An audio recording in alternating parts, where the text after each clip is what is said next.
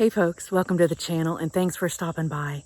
I'm really having a hard time coming to terms with the fact that July is over and now it's August. I've had a lot of great harvests out of the garden. In fact, I need to harvest tomatoes tonight in preparation for some canning projects this weekend. You can see just over my shoulder that the foundation to the greenhouse is pretty much ready. We're going to be finalizing just a few little things and making a few tweaks here and there and ordering the greenhouse in the next couple days. And I just couldn't be happier. So my schedule is getting busier and busier. And I just need to spend this last weekend getting a few things wrapped up in the garden. Like I said, tonight I plan on picking some tomatoes. I think I've got some cucumbers ready also for pickling and fermentation, and just quite a few other things before I get back to fall semester this year. So I just want to take a walk through the garden and show you what's going on. So first I'll give you a little sneak peek here. The greenhouse is a Gothic shaped. This is the foundation. It's a Planta greenhouse, 10 by 26. This left side here is going to be a raised bed. And so I have some of my topsoil that we scraped from this area that is going to fill it. I'm going to start hugelkultur style by lining the bottom with well-rotted wood and then fill it with some of my native soil. This side is filled with a really nice gravel. I'm going to have a potting bench in this area and then some potted plants and a seating area for us to enjoy in the winter. There are doors on opposite sides, so good ventilation. I'll also have some automatic vents in the roof. But the garden is doing okay. You can see what I mean by lots of tomatoes to harvest. Those are my Roma tomatoes that I plan to start canning this weekend, quite possibly into the next week. I've harvested most of my heirloom slicers. Of course, most for sandwiches, but I also made a lovely marinara sauce.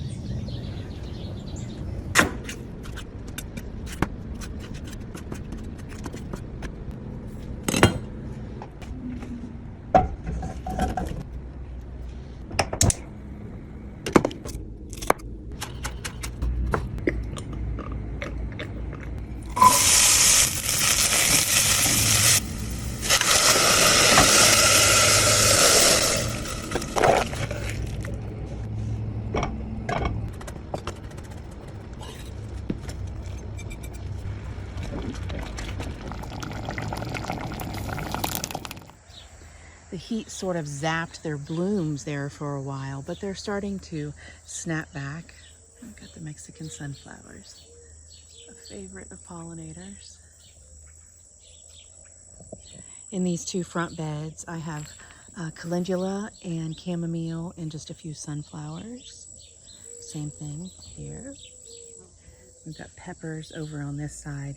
They suffered some hail damage. I didn't realize at the time. Everywhere they got pinged by a hail nugget, they began to rot. And if I'd realized that, I could have come out quickly and dealt with them, preserved them somehow right away.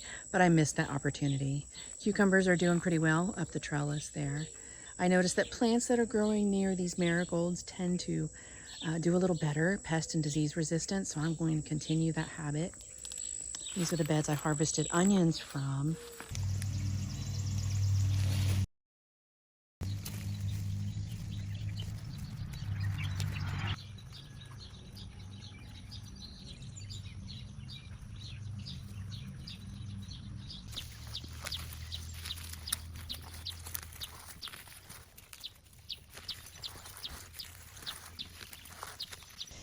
It was extremely hot that day, so I was working as fast as I could. I was a little late getting those out of the ground because of flooding rains. Again, here's a better look at all the Romas. These will be going into sauce very soon. I prune my tomato plants quite heavily. Plus, they always get a little bit of blight this time of year, so I try to remove any diseased leaves. So in this bed here and the one next to it, I harvested garlic from just a few weeks ago. It was a little late, just like my onions, but I was able to get a pretty decent harvest. It cured on the deck for just a little while, and then I cleaned it up and took it inside. Garlic is definitely one of my favorite crops and so easy to grow.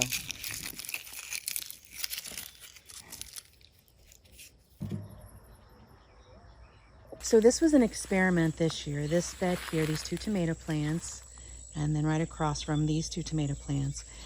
These were broken stems. So when I was pruning my tomatoes, if it was a healthy growing tip that I accidentally knocked off, I rooted them. And I did it really simply, just by no rooting hormone. I just simply put them in moist potting mix. In fact, I've got 2 of them going back here from some pruning I did earlier.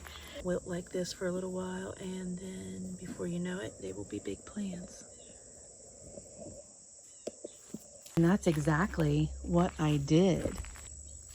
And so that's what's growing. I'm hoping to continue to do that. I've got several cuttings I plan to take and do that to put in the greenhouse. So I'm kind of excited to try that and see if I can perpetuate things that way rather than starting seeds all the time. If I have favorite plants, favorite fruits, whatever it is, I can just clone them, you know, by cuttings. Put them in the greenhouse and try to get things growing over the winter. I don't know what to expect. I don't know the temperatures. I plan to get a Bluetooth thermometer. Lets me keep track of the temperatures from day to night and see what I'm up against and what I need to plan for. I'm not expecting too much this year as I get used to things. But you can see the garden is still doing okay, even though it's been really wet, really dry, really wet, blah, blah, blah. The kale has been damaged quite a bit by the cabbage white caterpillar. And that's okay, I planted plenty to share. My tomatoes in buckets did just fine. I'm not getting great yields, but they're doing okay. Again, late season tomatoes are gonna be nice because a lot of my first plantings are dwindling down. The tomatillos are finally coming on. These are volunteer plants. I haven't sown seeds for tomatillos in quite a while. Usually I get a volunteer somewhere and then I'll pot them up or just let them grow where they land. Different types of winter squash, but butternut squash. I also have yellow squash and zucchini there. These here are the winter sown seedlings that I'm going to be planting in the prairie as we get the greenhouse up. So this area right here, we have to mow because we're going to bring topsoil and some other amendments into the greenhouse. And so we're going to be mowing this area because the implement's going to be chopping it up. And so I plan to, it's got lots of nice flowers now, but I plan to add a better selection of Rudbeckia, Echinacea, let's see, we've got penstemon, quite a few special plants that I really like. And they're on the shorter side. That way we can see the beehives just a little bit better from the house. That's the plan anyway. And so they're doing quite well. These Rudbeckia are actually getting ready to bloom, out of season, but I will take it and I'll get those planted. I usually plant seedlings like this when a good deep rain is expected. These were later peppers that I kept in containers for quite a while before putting them into the ground. I was waiting to harvest. Oh, I had broccoli in this bed.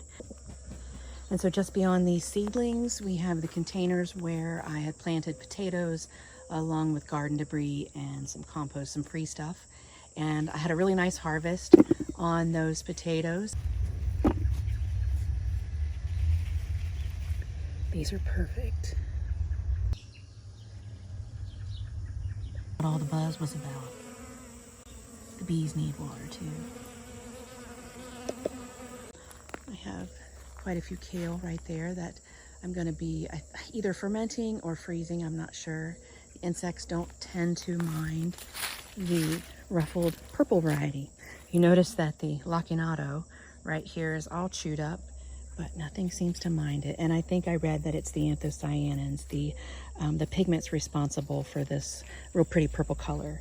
Good nutrients to eat, apparently for us, but the insects don't like plant defense chemical.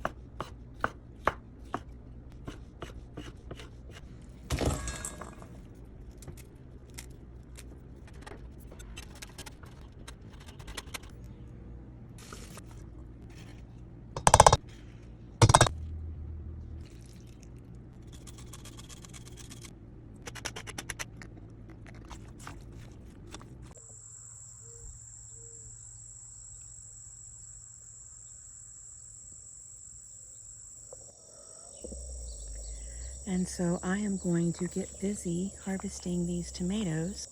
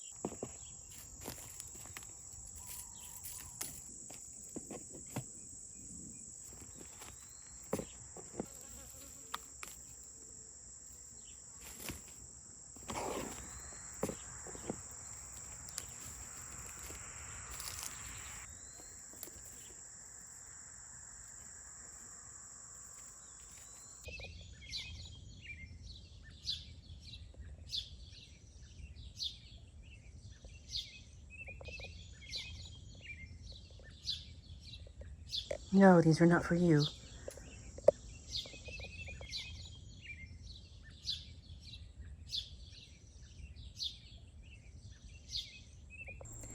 One of my favorite summertime treats is an heirloom tomato tart. Now, I often make it different each time, and this time I started with some of my preserved pesto. Next, I sliced up my favorite heirloom tomatoes. Now, I started with a very thin layer of pesto so as not to overwhelm the tomato flavor. And then I layered on some Parmesan all over the tomatoes, as well as the puff pastry, which I scored just around the edge like a picture frame so that it would puff up nicely. I baked in the oven at 400 degrees Fahrenheit for about 20 minutes. Would you look at that? It is unbelievably good. As always, thanks for watching. Until next time, good night.